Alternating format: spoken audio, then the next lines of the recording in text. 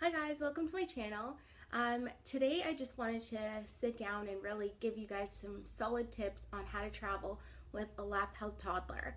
So yesterday we completed our 14th flight as a lap-held infant with my son, and every month is a totally different experience when we've flown. When he was truly an infant, it was great.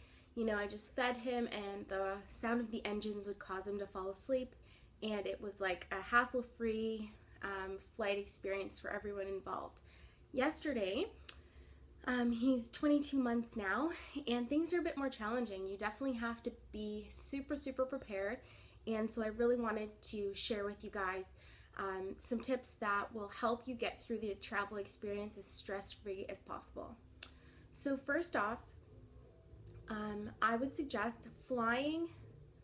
avoid flying during nap times. So if at all possible, when you're planning and booking your trips, if you can make sure that you're either flying a little bit before the nap so that they can fall asleep on the plane, or right after a nap so that they're fresh and ready for whatever experiences, you're going to have a better time. Also, you really need to keep your food consistent. So pack and be prepared with meals and snacks for on the road. You're not always going to find child-friendly alternatives when you're traveling, and especially when you're flying and going through the stressful experience. For your little one, if you can maintain their food as normal as possible, that means that they'll eat it and be well fed, won't be hungry, and won't be grumpy, which will just help with their patience level and make it a smoother experience. So those are sort of two tips that are off the side, really important. But I'll go into my top 10. So first off, when you're packing, pack, check, and then double check. My go-to is always to make a list. As soon as I know I'm going somewhere, I make a list down to like how many underwear I'm taking, and every single little detail I put it down on a piece of paper, because in those last few moments when you're running out the door, it's easy to forget something or think you packed it and you really left it, like your camera with the battery on the charger or something, and you could have left the snacks in the fridge or whatnot. You just really want to have your list so you can just visually go down it and see everything's checked off. I've got it all. I don't need to worry, and you're out the door. And even the best packer, you're going to forget something, but this way it just sort of minimizes that as much as possible. My next tip is also about packing. So pack more than you'll expect that you're going to need. So you may say, okay, my flight is a 3-hour flight, I'll pack 3 diapers. I mean, who could go through 3 diapers in 3 hours? Well, if you don't have enough, you're gonna end up needing all these extra things. Like, we got to the airport, we did a change, we got off the plane for to wait for our second flight, we did another change, and then all of a sudden I'm out of diapers. Somehow, some way, I mean, I don't know how it happened, but it happened. And then you're stuck. You're stuck with this one diaper situation. And me as an experienced flyer, like before children and with children and as a former airline employee, I still ended up with no diapers. So I've got the one on the bum and no reserve. So definitely stash diapers away in various bags. Even if it's just one diaper here or there, you will appreciate having that little stash put aside. And like extra pants, extra shirts. Traveling can get messy, and even if your little one isn't, a nervous flyer and gets sick, you still may need a new shirt. Like my son spilled water on his shirt and then it was wet. He didn't want to wear it, so he went shirtless. So you just have to have things ready and prepared for sort of the worst case scenario. If you have it, you probably won't need it, but if you don't have it, you're definitely going to need it. So tip number 3 is when you're flying with your airline, when you get to the airport, well, when you're booking your seats online, probably 24 hours ahead of time, book the aisle and the window if there are 2 of you traveling with a lap-held infant. Generally, people won't book the middle seat. And when you get to the airport, you can always ask the airline employee to put a courtesy hold on that middle seat. It's not going to keep the seat for you if there are no other seats on the plane, but it's going to reserve it to be the last ones picked, so that somebody can't just sit there. If it is a full flight and someone happens to end up in the middle seat, they'd be glad to exchange for the window or the aisle. So you'll never end up in a situation where you guys are seated, like the mother, father, or parents are seated separately, and the middle seat's occupied. Most often that middle seat person is happy to switch with you. So just book the aisle and the window and cross your fingers that it'll still be open when you get there. Number 4, sit near the back of the airplane. I know everyone has this huge rush and like push to sit near the front. I guess it's the idea that they can get on and get off more quickly, but the back of the airplane is really the safest place. It's also where you'll generally find more open seats. And if you're at the back, the change table is in the back washroom. And sometimes if you get a really nice flight attendant and your little one is really fussy, they'll let you stand in the back galley and sometimes stretch out a little bit.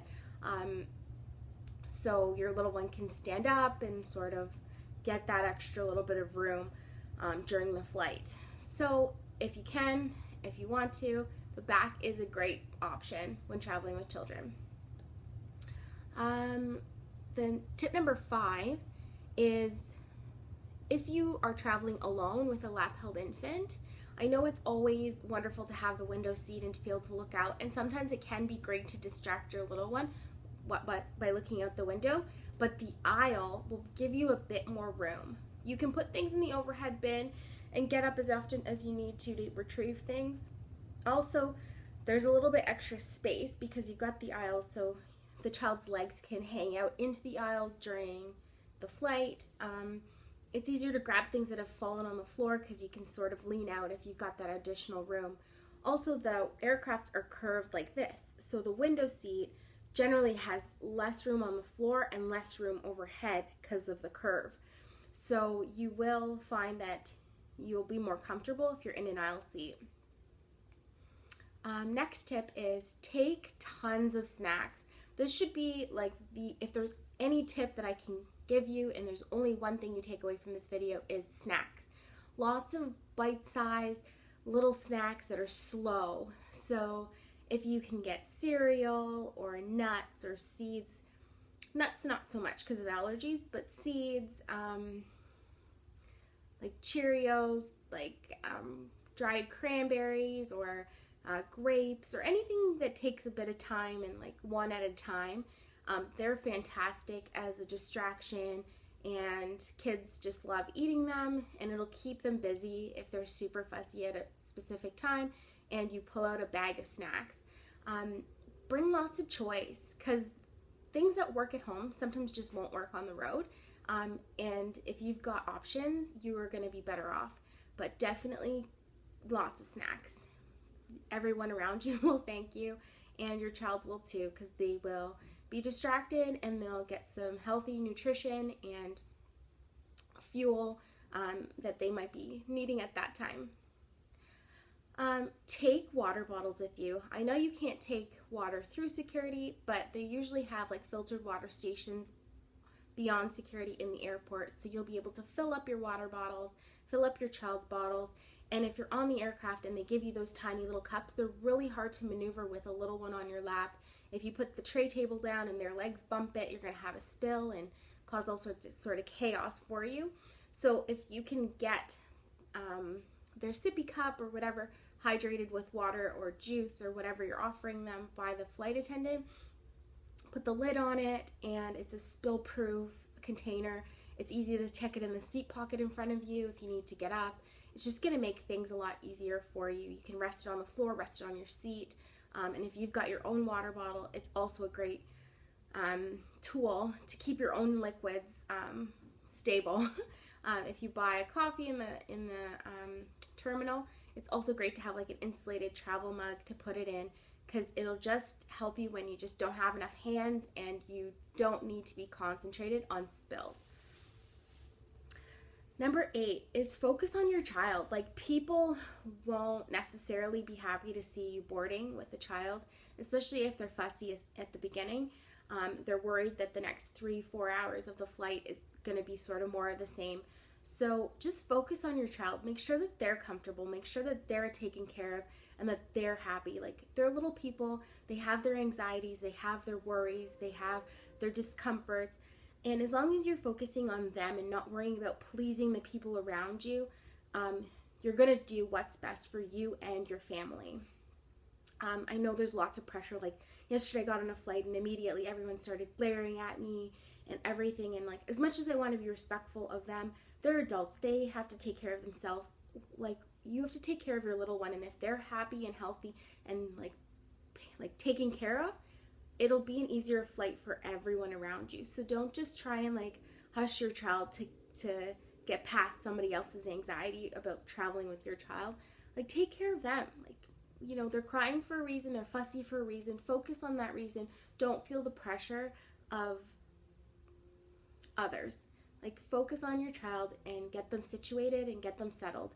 So what my son really just needed was a nap. And if I was trying to give him lollipops and all these things to distract him so that other people were happy, it would not have solved his real issue, his real problem, which was sleep. So I had to sing to him, and if singing to him bothered other people, they can put their headphones on. But my son needed to sleep, so I needed to sing to him, and I needed to cuddle him until he fell asleep. So for those 5 or 10 minutes that took, my focus was not on other people. And it's unfortunate that people put that pressure on parents to have perfect children, because they themselves weren't perfect as kids, and it's really hard traveling. It's hard for everyone involved. So take care of your child. Take care of them. Make sure that they are comfortable, because they're little. They don't really understand the whole situation, and it's like lots and lots of stuff is out of their control. So just take care of them first. Kind of piggybacking on that, number 9 is be flexible. So things aren't going to go smoothly necessarily. If they do, fantastic. But just be prepared to be flexible. Like I said, my son spilled water on his shirt, so his shirt came off, and I took my sweater off and wrapped him in it to give him like a cocoon to sleep in. So he slept shirtless in a big sweater, big deal. I just had to go with the flow, like whatever was going to work in that moment, that's what we had to do. So just really put aside like, oh, it's 2 o'clock on the dot, they need to nap right this second. Like, it's not always going to work perfectly when traveling, because it might be boarding time, or it might be, you know, time for us to have our seatbelts on or whatnot. So just really take a deep breath, go with the flow, be flexible. What's important is that you all arrive at your destination safely and happily, and you're on vacation. Start the vacation early. Just be flexible. Number 10 is, if you've got a walker, a child that's on the move, burn that energy off in the terminal. So I brought a little ball. It was one of those like foam, I don't know, balls that you get at the dollar store. You can get them in a pack of 3. We had that, and we just spent the hour with our layover just running around the airport, chasing the ball, throwing it to each other, kicking it around, playing games. And so that really burnt off all that energy that he would usually spend like playing at the playground or swimming or doing our daily activities, going to the zoo and things like that. When you're at the airport, you sort of put them in the stroller and rush them to the gate and get them on the plane to sit down and spend 3 hours just sitting. So burn that energy as much as you can if you've got a child that walks. I use the stroller to carry our stuff. I let him walk, because then he would be physically tired. He would use the energy that he normally uses on a daily basis while we're at the airport. So that little ball was a great tool to keep us both entertained, pass the time, and like relaxed, because we were having fun in the airport playing. There's lots of open space you can find where they've removed chairs, or like this in between seating areas that are not being used at gates that are not in use at the time. You can always find space at the airport, but you just have to have things with you to utilize that space as best as possible. So those are my 10 plus tips on flying with lap-held toddlers and infants. These tips change all the time, because with 11-month-old, it's going to be a very different experience. Or if you have a quieter child that will sit down and watch a movie, it'll be a very different experience. But I think a lot of these tips are really beneficial to anyone traveling with a lap-held infant or toddler. So happy travels, enjoy them while they're little, and enjoy taking them everywhere.